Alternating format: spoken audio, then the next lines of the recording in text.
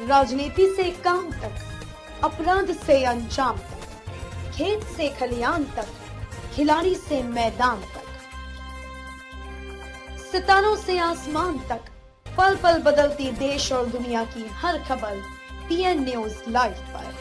PN news live, आपकी आवाज। जल में पर्यटन की अपार संभावनाएं विद्यमान है। प्रोफेसर आलोक, सांस्कृतिक पर्यटन को जनव्यापी बनाने के लिए संस्थाओं और युवाओं को आगे आने की आवश्यकता है। अंडर वाटर कल्चर हेरिटेज लगभग 100 वर्ष पुराना है। भारत में जल के अंदर पर्यटन की अपार संभावनाएं विद्यमान है। भारत का इतिहास बहुत प्राचीन है। वर्तमान समय में भारत में सांस्कृतिक पर्यटन को विशेष रूप से बढ़ावा देने की जरूरत है। इसे और अधिक व्यवस्थित करने की आवश्यकता है। सांस्कृतिक पर्यटन में विकास और रोजगार की संभावनाएं हैं। भारतीय पुरातत्व सर्वेक्षण धरोहरों पर विशेष रूप से काम कर रहा है। इसके लिए नौसेना सहित यूनेस्को की भी सहायता ले रहा है। उक्त बातें additional director general archaeological survey of India professor Alok Tripathi ने पर्यटन अध्ययन संस्थान द्वारा आयोजित अंतर्जलीय सांस्कृतिक धरोहर पर्यटन की अपर संभावनाएं विषयक एक दिवसीय वैचारिक गोष्ठी में बतौर मुख्य वक्ता संबोधित करते हुए कहा कि वक्तव्य में आगे आपने बताया कि शोध के लिए सहयोग की आवश्यकता होती है, इसलिए पुरातात्विक धरोहरों के संरक्षण के लिए हमें राष्ट्रीय एवं वैश्विक संस्थाओं का सहयोग लेना चाहिए। इससे हमें काम करने में सहायता मिलती है। सांस्कृतिक पर्यटन भारत की राष्ट्रीय आय का प्रमुख स्रोत है। पानी के अंदर गोताखोरी के लिए हमें कई तरह के उपकरणों की आवश्यकता होती है, इसलिए हमें इन उपकरणों एवं इसके उपयोग के बारे में जानकारी होनी चाहिए। वर्तमान समय में पर्यटन स्थलों के संरक्षण की विशेष आवश्यकता है। सांस्कृतिक पर्यटन से हम मानव विकास के बारे में क्रमिक अध्ययन करते हैं। इससे हमें संस्कृतियों के विकास का वैज्ञानिक आधार प्राप्त होता है। भारत में लक्षद्वीप और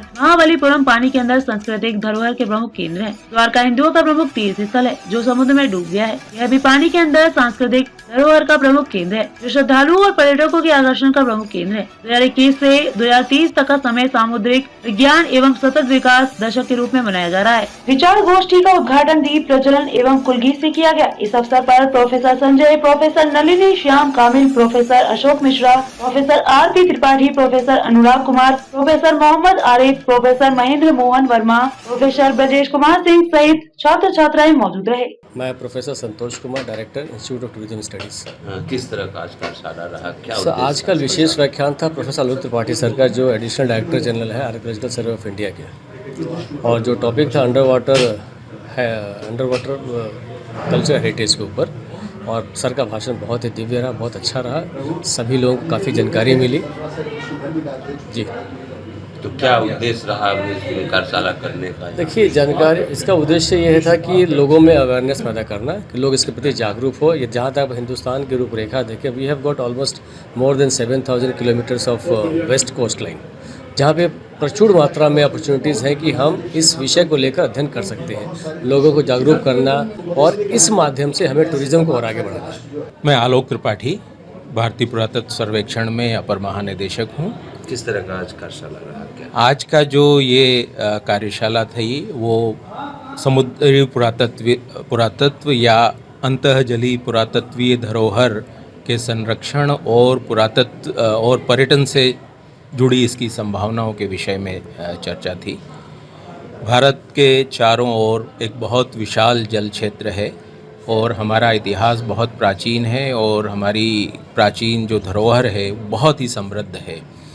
इसके खोज के, इसकी रिसर्च और संरक्षण के लिए प्रयासों की आवश्यकता है, जिसमें कई संस्थान इसमें कार्य कर रहे हैं और आगे भी इसमें बहुत संभावनाएं हैं। और ये जो धरोहर है वो ऐतिहासिक रूप से तो बहुत महत्वपूर्ण है ही, पर्यटन की दृष्टि से भी ये स्थल और ये अवशेष जो हैं वो काफ़ी महत्वपूर्ण है। और इस दिशा में व्यवस्थित कार्य करने से हम लोग काफ़ी संभावनाएं हैं जिसमें प्रगति की